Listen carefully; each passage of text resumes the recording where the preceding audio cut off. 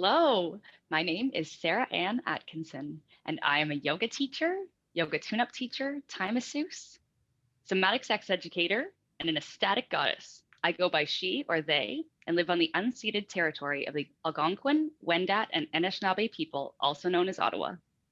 Hey, Sarah.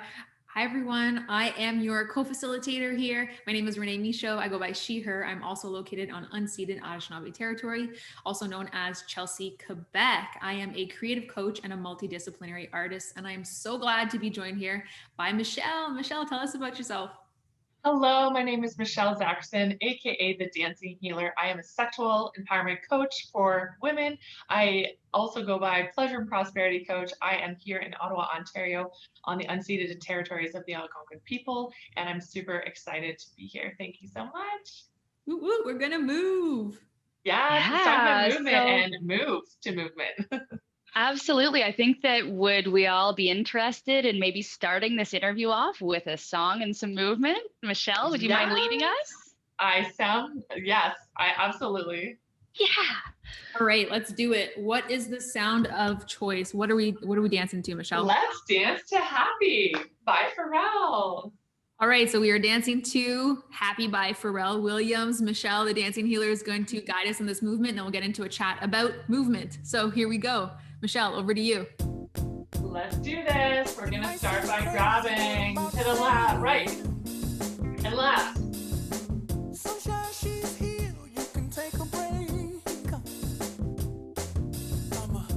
Keep going. Yes.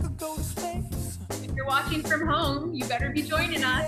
Yes, get off of that couch. Let's do this. Movement's so good for you. And step clap.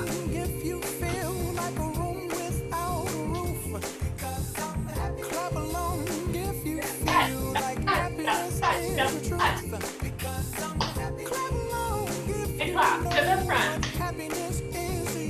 And back. And front. And back. Jab forward. Right and left.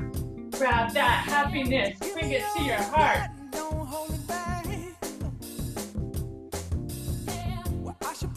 I think I set it up. And go slower. And in. And in. And in. And in. And in. And clap. And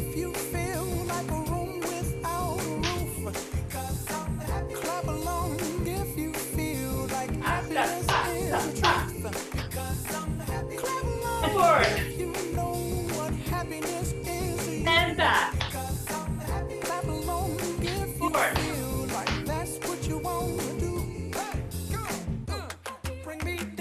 And hip. Hip.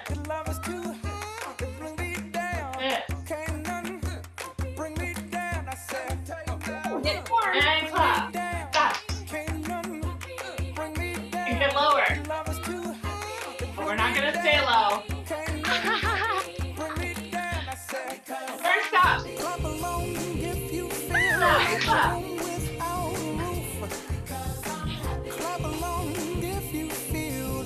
Feel that joy in your body. Feel that tingle. Feel those butterflies. Feel that joy.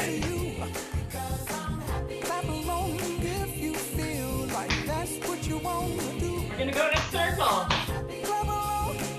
Fine. Take that booty. And turn. Circle, circle, circle. And clap. And circle. And here, shake your booty. Circle, circle, circle, circle. Shake it. And get lower. Pop. Are they gonna disappear as a scream? Who knows? And up. And snap. And snap.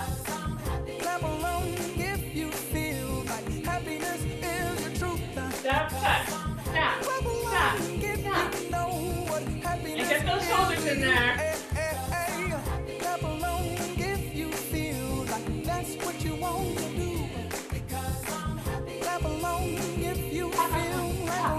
forward, forward.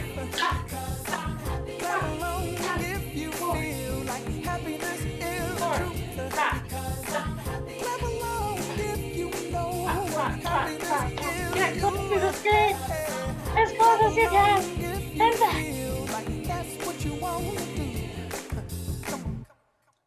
Hands back. Yay! Awesome. Just Whew, catch got breath, warm. just cool Yeah. up a little bit.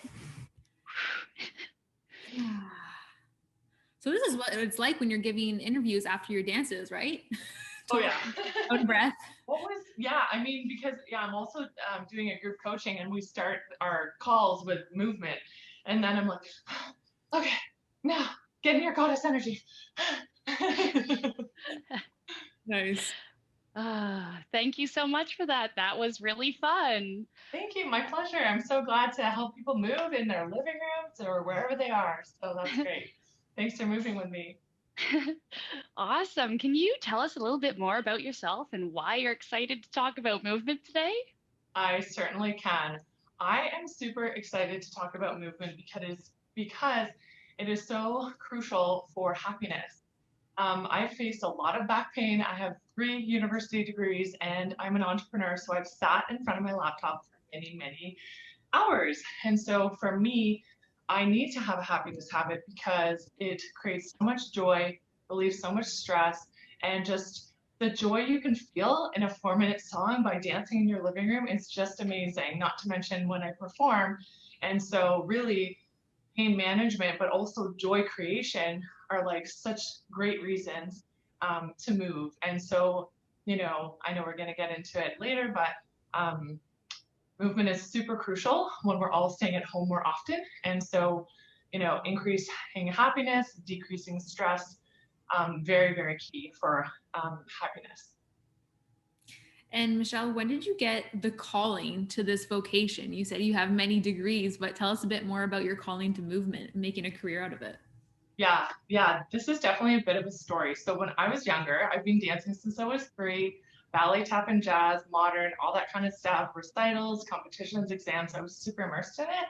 And I don't know if you can tell from the camera, but I am 6 feet tall, or 5'12", as I like to say. And so I was told that I was too tall. And I just dreamt of being a dancer my whole life. Like if I could snap my fingers, be a backup dancer for a living, I would. And so thinking that maybe I wasn't good enough or I was too tall, I just went the academic route. And I was really passionate about environmental issues. And so I went that route and then I merged it with Aboriginal law. As you can see, all the beautiful Indigenous art behind me. And so I did that for 10 years. And then I had concurrently worked on my self-growth.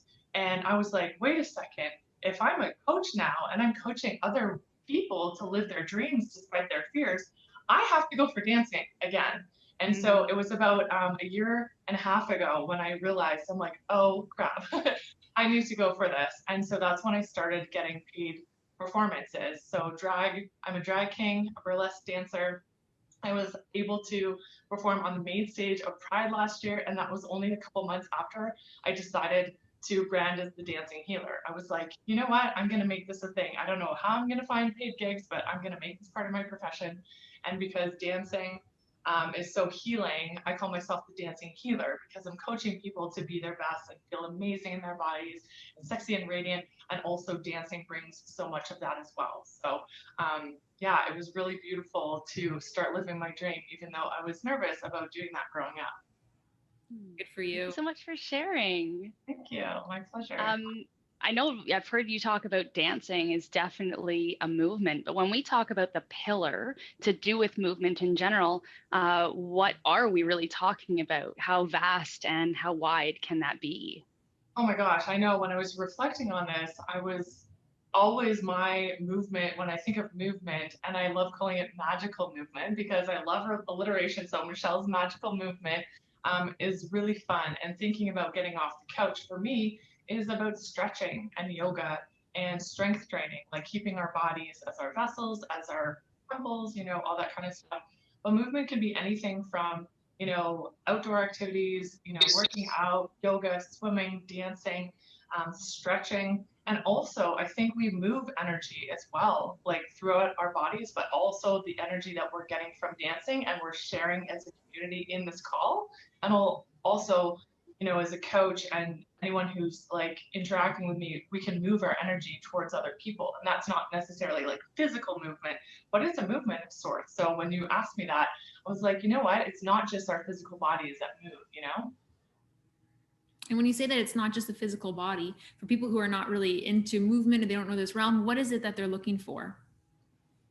When I talk to someone and have a conversation with them and they feel more energized, more confident, more relieved, or having more fun after, to me, that's a movement of energy from a place of like, you know, I'm not feeling so good, to like a high energy, high vibration place in spiritual terms. Does that explain it enough? Thank you for clarifying. It's important that we're all on the same page and we all know what we're talking about with movement. Yeah, so it sounds like it's not just about your physical body, although that's super important, but we're also hinting at another pillar, which is social connection and moving energy and connecting and that emotional contagion and getting that happiness from other people and giving it to other people. So that's a really nice broad definition of movement. Yeah, thanks, Michelle. Yeah, well, thanks for the question. Like at first I was just thinking like, you know, movement and working out and that kind of stuff. And it can also be play and fun. And like, how can you make your movement fun? Like, you know, do somersaults or play at the beach, or, you know, go on those bouncy balls or be on a trampoline, do gymnastics. It's not just for kids. There's adult gymnastics. Like there's so many ways to move and to make it feel like magic. And dancing definitely at home or elsewhere in the studio or a class outside is there's so many ways to move that feel really good. And when I think of it as a magical movement practice, instead of I have to do my physio, it makes it very fun, very easy, and more likely that I'm going to move my body. Right. So bringing that fun, that playfulness, that childlike wonder to movement to motivate us to actually do it. Nice. Totally. And how would you say then that movement looks different during the pandemic that we're living in right now? Yeah, I definitely love and miss in-person classes and performing. I've performed twice in person recently, but a lot of any like structured physical activity, dance classes, workout classes, all that kind of stuff has moved online in a group setting, or has moved to like people moving in nature walks, because we're allowed to do that, physically distanced, and also home workouts, right? So I think there's some struggle with people being more sedentary. I know, you know, I've gained weight and also sat more, thinking it might be a struggle to have a business in this climate. And I think a lot of people that are really wanting to have movement need to find alternative ways. So like more home workouts versus like being in a gym. And also more time in nature, which is actually really cool because I have discovered so many trails in Ottawa that I never knew about. I'm like, I've lived here for how long? And wow, like I love walking through Majors Hill Park and the Rideau River by the locks and everything. So yes, for safety reasons, things have moved to our living room more and online. And so I think even more now than ever, we need to focus on movement because we're not just walking to work and walking back and getting our normal steps in that we maybe took for granted before. Even when you're on the bus, you're walking to the bus stop and like, you know, maybe you're standing on the bus, all that kind of stuff. Thank you for sharing. I'm wondering if you can help us to understand what are the benefits to moving regularly. So, you know, you've talked about some of us may be attending meetings or working copious hours while sitting, but what are the benefits to incorporating it regularly and throughout your day? Yes, the benefits to incorporating movement throughout the day are so vast. For me, I've really sat so much, like I can't emphasize how much I've sat for my degrees and work. And so even taking a couple minutes to stretch, we all know we should do this, but to actually do that because we're going to feel pain, or I felt more pain than usual during COVID. It's as simple as like doing side stretches. I'm going to join you while you do these. Yes, Okay. the side stretches to get the quadriceps lumborum. Am I saying that properly? Quadratus lumborum. Yeah. Quadratus lumborum. I call it the QL affectionately. Honestly, these habits have reduced my stress, increased my joy. I'm not a scientist, so I can't tell you exactly all the cortisol levels, dopamine, and all that kind of stuff, but I know it reduces stress, it uplifts your mood, and it actually doesn't have to take that long, which I'll get in when we're talking about how to develop this habit. it improves my mood and my energy. And literally, that is so key when you're an entrepreneur and even just a parent and a friend. Like, the happier you are when you move, because you move and have a happiness practice, you're going to be more delightful to be around as a parent, as a spouse, as a partner, and you're going to create really beautiful things if you're a creator or an entrepreneur, because you're going to be happier. For me, a big thing is preventing pain. I'm trying to shame my body less, but honestly, it's an indication of that your body's trying to tell you something. Our bodies are not meant to be static, they're meant to move. And so because we are, even before COVID, we're a pretty static society right now. We come home, we watch TV or Netflix, that kind of thing. Pain prevention is really key. And so I'm really grateful for my body to be letting me know that it does not like sitting all the time. I heard and a also, crazy statistic that apparently sitting for 8 hours straight for your whatever amount of computer time is worse on the body than smoking a pack of cigarettes a day. honestly, That I'm not blew surprised. my mind to be like, oh, the static or non-movement is worse for us than some of the things that we consider also harm our health. Totally. I've heard for the last 5 to 10 years or something, like it's newer for sure, and I'm glad it's getting around, that sitting is the new smoking. It's a thing we all do all the time, ignorantly thinking that it's okay because everyone's doing it. You know what I mean? So when you increase your mobility, your strength, your mood, you're going to be better even just in daily tasks, carrying groceries, lifting for things. But when we tighten up, like our bodies tighten up, and our body aches, and it's communicating with us that it doesn't feel good. How many people can resonate, like adults on this that are watching this interview, from back pain from sitting at their office? You know what I mean? That's ironic. Yeah, like definitely. So I have been really frustrated with pain in my body because, I'm an entrepreneur. I sit, and I've sat a lot during my university degrees, and then I hit things so hard in hip hop. So it's a very stressful thing to go from sitting to the few hours a week I dance. And so to incorporate that throughout the day in terms of my yoga practice and my strength practice and my stretching practice, it's really incredible how quickly our body will respond back to us saying thank you. Like, some stretches make a huge difference.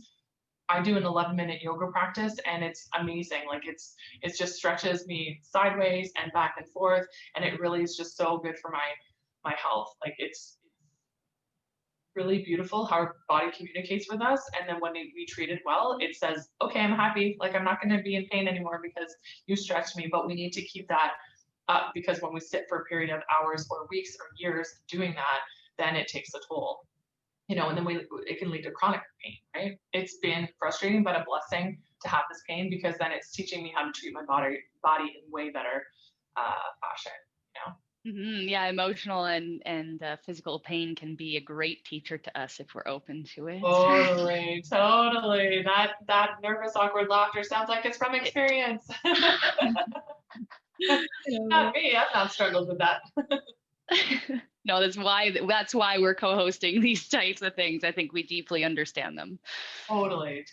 And I wanted to keep it positive, but the reality is, like, our pain is our teacher. And so I don't want, like, if I could leave people with a message, like, don't let it get to the point where you're facing back pain every single day and it's affecting your spirit, your mood, my finances, like, because I can't move certain ways, like, or I'm not happy in my dance class, and then, like, I have to move instead of, like, maybe working on my business or whatever. Our bodies will tell us what it needs, and our bodies always trump what we want to do with our minds. You know what I mean? Because the body says no. Like, if it's not happy, it will stop us from doing whatever we're doing. And if that is sitting too long, it's gonna tell us, like, no, this is not working out for me. Yeah, wisdom for sure. What else do people need to know about movement that we haven't yet talked about, Michelle? Well, I would love to talk about how to turn movement into a habit. So there's 4 things that I love talking about when I encourage people to move and to dance. Micro goals, making it a must instead of a should, doing it at the same time every day, and doing it with someone who you love. And so I love this idea of micro goals. For me, I've kept up a yoga practice very regularly. I've done it for over a year now because I found an 11-minute yoga practice and it just stretches me just the right ways. And I can send you guys the link. It's actually an Ottawa entrepreneur named Kathleen Hawk. And making it just a small part of my day makes it totally doable. It's my friend, so I'm like, feel connected to her. I could run it on my own now. I've done it so many times. She came over the other day and I was like, this is your whole yoga sequence, because I've done it so many times, because it's not this big cumbersome thing where you have to go to a studio and take a 60 to 75-minute class and change, and the financial, maybe there's financial, it costs more and all that kind of stuff. So making something so doable that it's easy and fun has been so great. And then I do 5 minutes of strength training a day. And to some people that might not be a lot, but when you add that up, that's 60 minutes a week of yoga, or 70 minutes, and then, half an hour or whatever it is of strength training. And that, compared to just sitting and taking pain relievers for your back, is a huge difference. So I love micro goals, and then it just makes you feel good, and then you can go longer, but you don't have the guilt of not moving if you're not going to, you're setting yourself up for, I'm going to go to yoga or work out 5 days a week, and then you don't, and this and that. So I love micro goals. Tony Robbins, one of my favorite mentors, talks about if you should move or if you must move. And if you make something such a high priority, talking about I must move, and I love calling my movement practice just like a yoga practice. It doesn't have to be perfect. It can just be fun. And adding the word magical just makes it fun. So let's get some magical movement, right? Why not? I love that more reframing you talked about earlier, that versus physio or some of these things that we've been given maybe from doctors or told to do this type of workout. That mindset piece of I have to do it versus I want to do it. So maybe that micro goal for someone is they have a song and they love to move to that. So just for the 3-4 minutes or whatever length of time, maybe you like to listen to Stairway to Heaven. And so it's like, it goes on forever. You choose a song and you just move.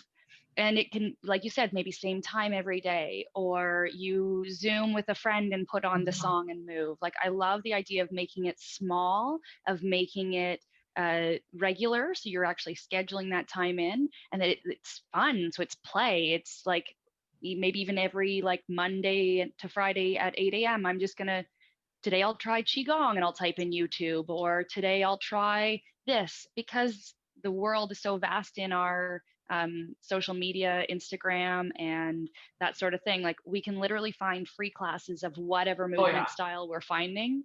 Totally. I think that's a huge piece to the mindset. We have to do it versus how do we start telling ourselves this is fun and I can't wait to do it and I look forward to do it. Yes, totally. I love calling my to-do list my get-to-do list. Like, today I get to it's a move privilege. my body. Yeah, today I get to move my body. I'm so excited for my magical movement practice. And I talk about goddess energy. So just feeling your divine feminine. I'll try and make that language accessible, just feeling like a radiant woman, and how can my body feel amazing about itself. And so tying that to sexual empowerment, I love putting on a sensual song to dance to and just really appreciate my body and love up on it and tell my body that I love it and I appreciate it and all that kind of stuff. So you can combine the practice of gratitude, which I think is a happiness habit pillar, right, with movement as well. Like, you can combine them. I love variety too. So whereas I notice if I don't do my yoga by noon, I probably won't do it. That is something I've noticed over time. So that's why I say, if you do it at a specific time. And I love variety. So if I'm moving, if you just say, I'm going to move today for X amount of time, put on music or do a yoga class or do a pole class or do strength training or do bounce on those bouncy balls or get a trampoline or skip. Make it play, make it fun, make it a variety, as long as you're doing movement, just it doesn't have to be this somber, annoying doctor prescribed, physio provide, magical movement versus I need to do my physio. Totally different energy. Before we sign off today and talk about your free event, I also wanted to mention for people, we discussed this in the nature pillar, tune into yourself before you do, and then do the movement, and then have just a breath or two tuning into after. Just like we danced at the beginning of this episode, noticing how I felt before I danced, and then after I danced, I'm like, oh, then you can start to actually see, why am I practicing this pillar? It does have immediate and long-term effects. Yeah, Michelle, why don't you let us know a bit more about how to get in touch with you?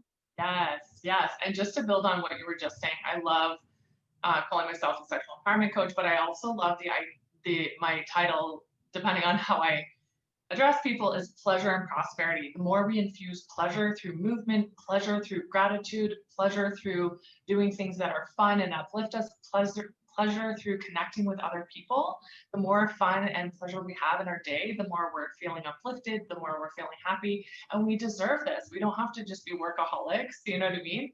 The happier we are, the more pleasure we have in our day, the more fun we have in our day, the more joyous we are. And so I love dancing for joy, and I just really wanted to say that to build on what you were saying, Sarah.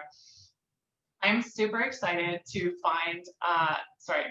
super excited to host a dance in person if the weather is agreeing, and definitely on Zoom. Either way, it's going to be in person and on Zoom, or just on Zoom, November 24th, and that's on a Tuesday. And so I will be leading a dance class that was similar to how I led today, Renee and Sarah. And so you can move along with me. A lot of people just want to look cool on the dance floor and just get different moves, and also just feel that childlike, amazing energy flowing through your bodies and joy, and that kind of don't care who's watching type of dancing. So if you want to dance with me with lots of upbeat, positive, that is my message. That is the music that I love to provide. I would love for you to come join on Tuesday, November 24th. Gonna figure out the time. And where you can find me, was that the next question, right? Yes. Okay, where you can find me, I'm on Instagram at The Dancing Healer, and my Facebook, Michelle Zakrison, Zakrison, and my Facebook group is Sexual and Spiritual Empowerment with Michelle Zakrison. Fantastic. Thanks so much, Michelle. Sarah, Thank you so much. Yeah. Yes, we're so glad to have you. I'm feeling amazing. I'm all jazzed up, ready to like move out my day. And that was so awesome. It was one song. One song. Yeah. One song. One really good song, to be honest. I think it's like the song of the whole Happiness Habits initiative. Totally, yeah. So, Sarah, where can people find out more about what we're doing, Happiness Habits, and the next episode? Where are they going? Right. We are on Instagram and Facebook at Happiness Habits 613. Wicked. Michelle, thanks so much. Have an amazing day. Thank you. That was so fun. Thank you so much for having me. Thank you, Renee. Thank you, Michelle. And I can't wait to delve through the rest of the 9 weeks. Thank you. Bye.